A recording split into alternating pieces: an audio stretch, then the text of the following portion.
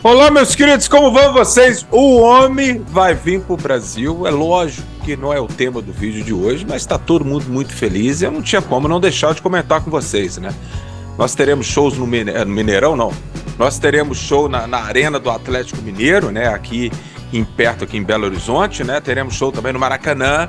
Teremos shows em Curitiba, em São Paulo e também em Brasília. Então, como eu havia dito, eu já meio que sabia desses locais, né? Mas quando a gente não tem nada oficial, é melhor não ficar aí causando, né, um auê pela internet, né? Mas eu sabia que o Paul fecharia a turnê aqui, pelo menos aqui no Brasil, no Maracanã, né, cara?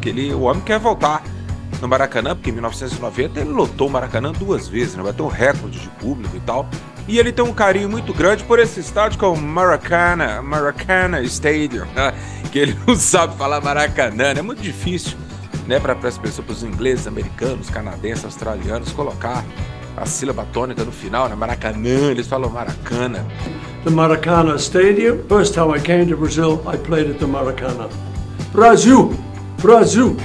Né, mas não tem problema não, o povo vai tocar no Maracanã e eu estarei lá no Maracanã. Meus queridos, por enquanto, só para te avisar, como eu sempre digo que eu tenho 50 mil amigos aqui na Beatles School, né? A priori eu vou estar no Belo Horizonte, claro, ali na pista Prime e também no Maracanã. Nas outras cidades eu ainda não tenho nada planejado. Mas sabe lá, né, meus queridos? Sabe lá que dá uma doida aqui nas minhas contas aqui, eu me endivido e vou em Brasília, eu vou a São Paulo. Curitiba eu acho um pouco difícil, mas São Paulo é bem provável. Por falar em São Paulo, dia 26 de agosto agora eu estarei em São Paulo para poder fazer o meu stand-up Beatle, né, como dizem, né, a minha palestra, que é One Virgin Naked, né, que vai ser lá pelo grande Luiz Leno do Cavern Club lá de São Paulo. Então eu vou estar na Galeria do Rock, dia 26, para 2 eventos. Um vai ser a venda do meu livro, a Liverpool dos Beatles, né, que eu vou levar o livro, quem quiser comprar pode comprar lá, vai ter autógrafo, dedicatório, quem quiser, né. Agora, se você já tem um livro e quiser passar lá para eu dar autografar para você, escrever uma dedicatória, com o maior prazer do mundo, meus queridos, o maior prazer do mundo. Não precisa ficar com vergonha não, vai lá, só de me dar um abraço eu vou ficar satisfeito, e depois eu vou dar a palestra lá, mas ao longo do mês eu vou contando para vocês. O mês passa rápido, né? Daqui a pouco eu já tô indo embora para São Paulo, então dia 26 eu tô lá e vai ser uma delícia, eu vou encontrar meus amigos todos, que eu tenho muitos amigos em São Paulo. Mas hoje eu vou falar dessa guitarra aqui, da Duo Jet, porque esse final de semana agora passado eu fui a Juiz de Fora, minha terra, terra dos meus pais, das minhas irmãs, e eu tive o prazer mais uma vez de assistir um show da banda Hey Jude, né, do meu grande amigo César Aquiles, do Tomás, do Renato e do Thiago, e foi um prazer muito grande. Eles receberam toda a minha família lá no Teatro Central de Juiz de Fora, um teatro muito bonito, olha aí, bonitão pra caramba esse teatro, lotou. O que eu fiquei mais satisfeito ainda, mostrando que o Juiz de Fora sempre foi muito poderosa em relação a Beatles, né? Assim como Belo Horizonte, Porto Alegre, Recife, São Paulo, né? E o Rio também, né? O Brasil é bitomaníaco, meus queridos. A gente tem que aceitar isso, né? Por isso que o Paul tá vindo. Você pensa por quê que o homem ia vir aqui? Ele sabe que tem público, né? Tô cheio de saudade de tu, me abandonou, não tá mandando mais mensagem, porque o que tá acontecendo? Né? Mas enfim, eu tive o prazer de conversar um pouquinho com o Tomás e a gente falou da Duo Jet que ele tem, e eu vou contar a história dela, que é muitíssimo interessante. Meu nome é João Moura, essa aqui é Beatles School, e eu sei, tá todo mundo feliz. Vamos continuar assim.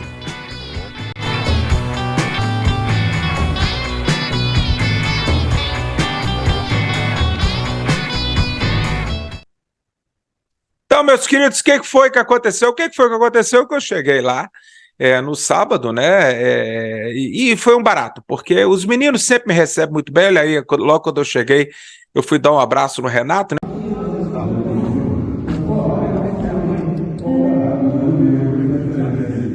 Porque o César, o Tomás e o Thiago estavam ali fazendo ali a passagem de som e tal. Então eu tive a oportunidade de bater muito papo, né, com o Tomás. E aí chegou um momento que a gente foi falar das guitarras, né? Porque em Belo Horizonte, quando eu fui assistir a Hey Jude lá, a gente falou, eles levaram a Rickenbacker de 12 cordas do George, a Gretsch Tennessean, a Gretsch Country Gentleman, que é a minha predileta.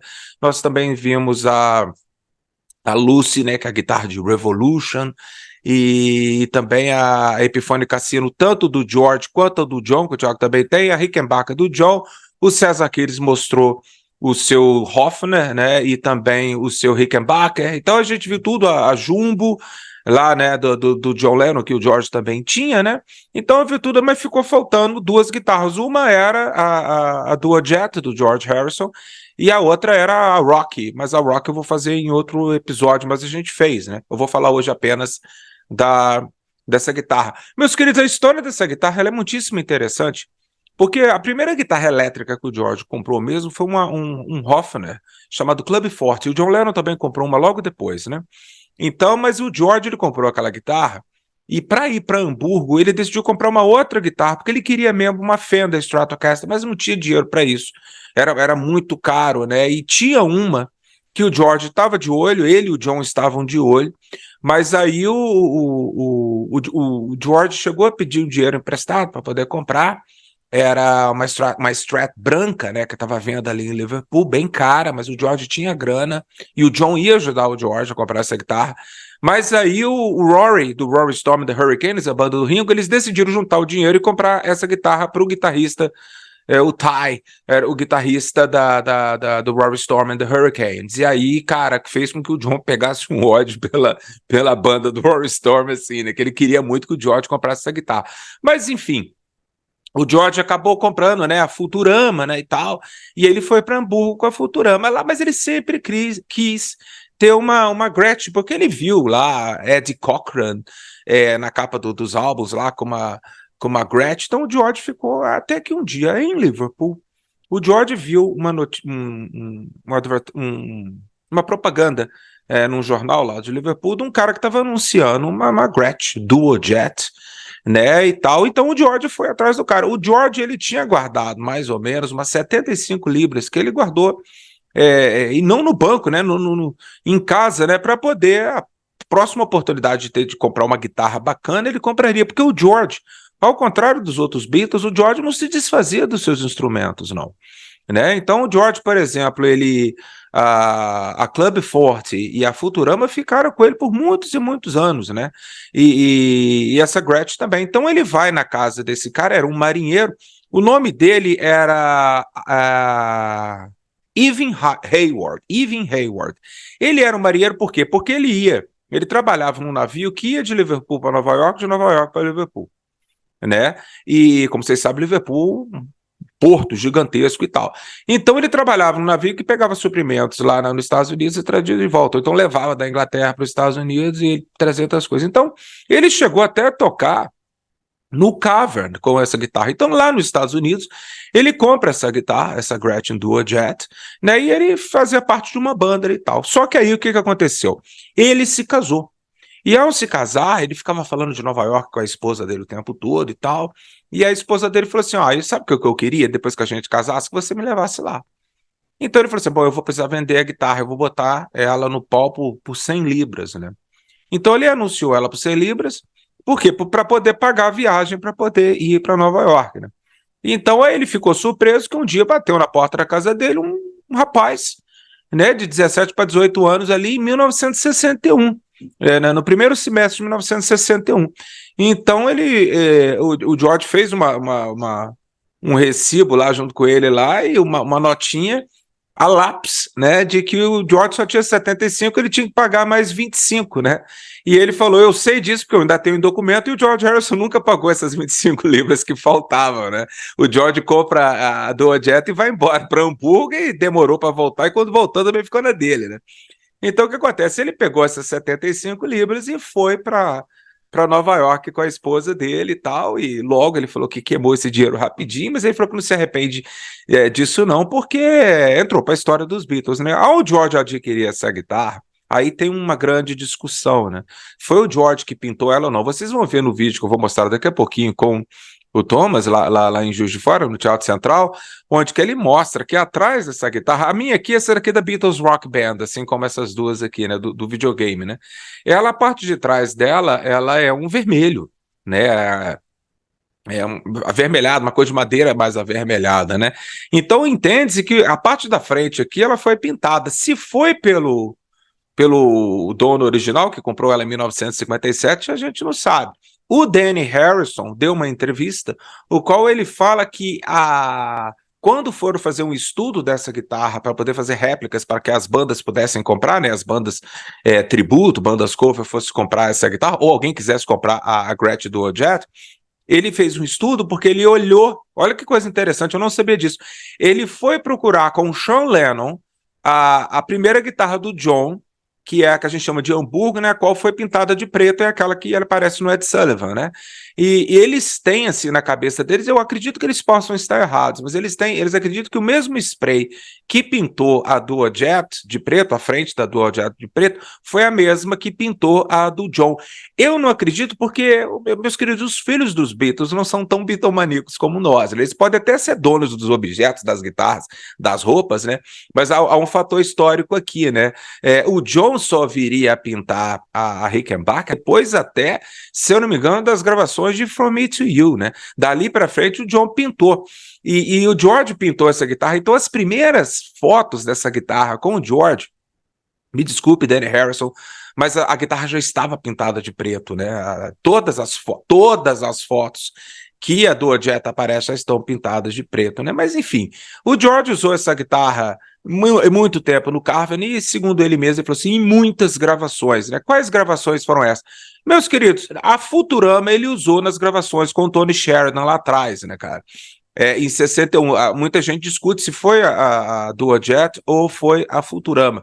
O que entrou para a história é que tenha sido a Futurama, né? A Gretsch, ela vai aparecer, logicamente, em diversas gravações, principalmente da Decca, ali em 1º de janeiro de 1962, e, lógico, em todas as gravações, onde foi necessário uma guitarra elétrica, como as gravações de Please Please Me, Ask Me Why, né, P.S. I Love You, se o George usou, agora eu não me lembro, não sei se ele usou alguma guitarra acústica, né, um violão, mas com certeza no álbum Please Please Me, pra caramba, né, e também, muito provavelmente, In From Me To You, Thank You Girl e One After 909, porque ao passar mais pro meio do ano, o George, nas gravações de She Loves You e I'll Get You, meio que a gente entende que ele já estava com a Country Gentleman, no qual eu já fiz um episódio sobre ela com o Tomás, né? Mas aí eu vou mostrar para vocês agora o videozinho que eu fiz lá na Hey Jude, e o Tomás contando a história de como ele adquiriu a guitarra também, que é uma história muito interessante. Vamos ver.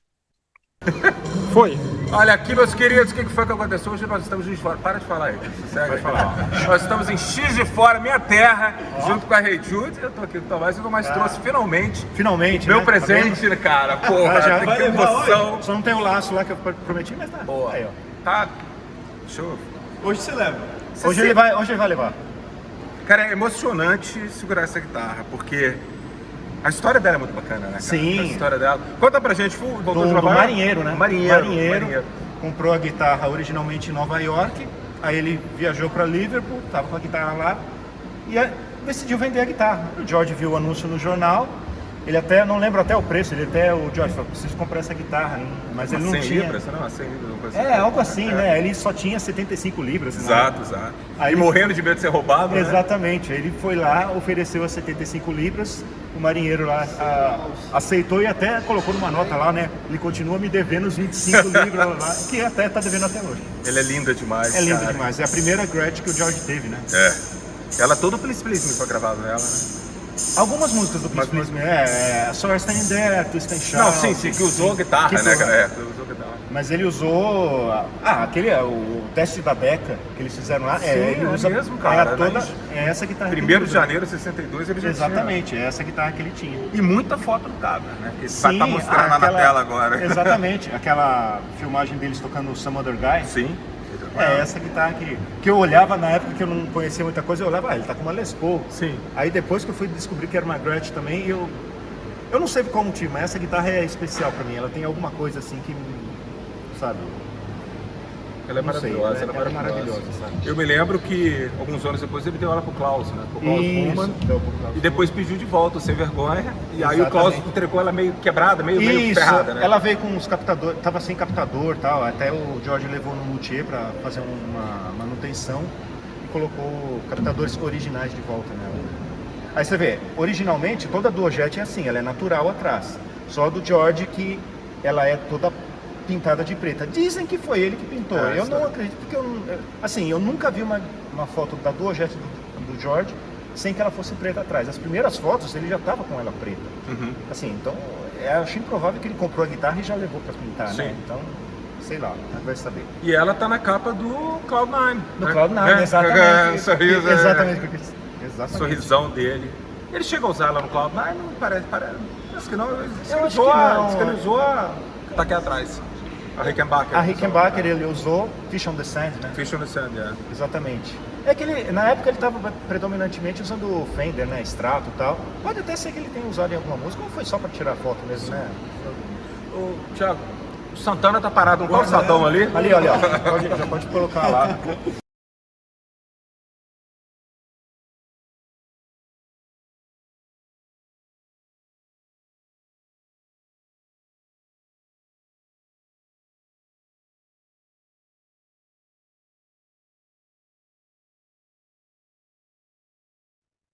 Muito bacana, né, meus queridos? Primeiro agradecer os meninos da Rede Judo, que são pessoas que, assim, que eu adoro de paixão e eu jamais vou esquecer vocês terem convidado toda a minha família para poder assistir o show, né, cara? Foi um barato, né? Mas, meus caros, sobre a próxima guitarra, a Rocky, eu vou contar num próximo episódio, né? Porque as filmagens foram longas e a Rocky, ela merece uma história só dela, que tem coisas interessantíssimas que os meninos da Rede Judo me contaram que eu não sabia, né? Sobre a pintura dessa Stratocaster do George Harrison, né? Que acabou virando a Rocky, né? Mas eu conto em outro vídeo. E, meus queridos, eu sei que esse vídeo vai ficar um pouco datado, infelizmente, mas eu preciso falar, né? Amanhã, na quinta-feira, que vai ser o dia 10 de agosto, vai abrir novamente a compra para o grande público, né? Então, tenha um pouquinho de paciência para comprar, não fica nervoso, não. Aperta lá o F5 direto para dar um refresh na tela para você poder comprar. Eu sempre brinco com as pessoas que não há local ruim. Eu prefiro Pista Prime por causa... Você pode ficar mais perto lá do Paul, né? E tal. A Pista Prime, ela tem uma coisa ruim, que é o que você... A partir do momento que você chegar e se você pegar assim, um bom lugar, é meio tenso para você ir no banheiro ou comer alguma coisa, não encher o rabo de cerveja ou de água, porque senão vontade de fazer xixi. Se você for fazer xixi, você não volta para onde você estava. Isso aí é um grande problema na Pista Prime, né? Eu sempre aconselho as pessoas a conversar com as pessoas que estão em volta. Na hora que você chegar, faz amizade, não seja um bicho do mato, não, faça amizade, porque há um costume, já tem um certo tempo, de que as pessoas elas sentam em círculos ali, onde todo mundo pode descansar, colocar a mochila no chão, descansar, e outra coisa, não leva água ou negócio de comer na mochila não, porque a polícia não deixa entrar. Geralmente não deixa entrar, talvez você tenha sorte. Comigo eu nunca tive, eu tive que comprar água dentro do estádio, e você comprando água ali, você não volta para a posição onde você está. Já em relação à pista lá atrás, é uma farra, você pode ficar completamente à vontade, você não vai ter que disputar lugar com ninguém, você fica ali com seus amigos, tomando cerveja, comendo, dançando, assistindo o pão no telão, longe pra caramba do palco, mas você não vai ter essa competição por lugar. Agora, sentado é aquela coisa, né? Você tá lá sentado, você pode levantar, pegar a tua cerveja, comer alguma coisa, nos estádios geralmente tem, né? E tal, mas fica muito distante e tal, mas eu acho o seguinte, cada um sabe do próprio bolso, cada um sabe do que vai fazer, né? Eu vou tentar ir na Pista Prime mesmo, até voltar com uma infecção urinária, né, meus queridos? Porque para segurar o xixi, então é aquela coisa, fazer igual um amigo meu fez. Um amigo meu foi de fralda. Ele foi, não, tô zoando, ele foi de fralda, ele colocou uma fralda um pouco grande, você colocou uma calça larga, né? Então ele falou, porra, Edmão, eu segurei ali, porque eu não queria mijar em mim mesmo, né? Então eu segurei ali até o final do jogo. Quando o Paul estava cantando The End, né, que é aquele medley do Abbey Road, né? Quando o Paul começou And in the end, the life... Aí ele mijou com aquele sol subindo no palco, ele falou, o sol subindo e a urina descendo. Ele falou com uma sensação deliciosa, aquele xixi quentinho, né? Vendo o Paul McCartney cantando The End. Meus queridos, vale tudo, vale até uma garrafinha de água. Lá você pede seus amigos para fazer um negócio lá, põe o pinto ali para dentro. Ali. Para as meninas é um pouco mais difícil, mas as meninas sempre podem agachar. Põe um negócio, mija ali, meu filho, joga para trás e fala que é Guaraná. Sei lá, vai se divertir. O show do Paul McCartney não é apenas um show. é um evento. As pessoas vão com outra vibe. As pessoas vão para se divertir, para abraçar um estranho, chorar no ombro dele, let it be. Tem um montão de gente falando comigo, Gilvan, em Belo Horizonte, no Rio, eu quero te abraçar, eu quero chorar. Mas, gente, é tanta gente que quer chorar em cima de mim que puta que pariu, né? Porra, maneira, né não? Vai ser um prazer absurdo encontrar qualquer um de vocês da Beatles School. Então, se você me vê, fala, Gilvan, queria ir lá te dar um abraço. Não tenha vergonha, eu sou a pessoa, eu não sou falso, eu não sou um personagem e tal. Pode chegar junto, pode abraçar, só não chega por trás, porque vai que arrepia, meus queridos. Depois de eu ter tomado uma cervejinha, rola até um clima. Um beijo para vocês, boa sorte na compra dos ingressos, mas não fica doido, não. Vai ter ingresso para todo mundo. Grande abraço.